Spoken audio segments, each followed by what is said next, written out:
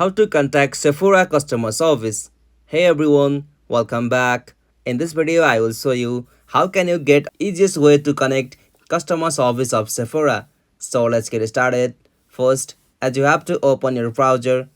After you open browser, in the search field, search for Sephora customer service. After you search for that, simply you can get the mobile phone number or simply tap on the official site of Sephora.com. After tap on that URL, from here you'll have to scroll down and on the section chat with us, you can simply review the chat with us feature is available or not. Like here it is showing Monday to Friday or Saturday to Sunday.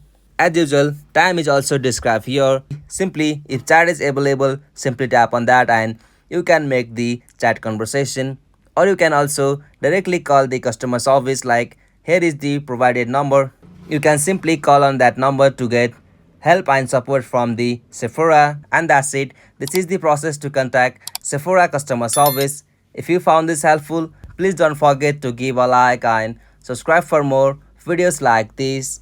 Thanks for watching. Have a good day.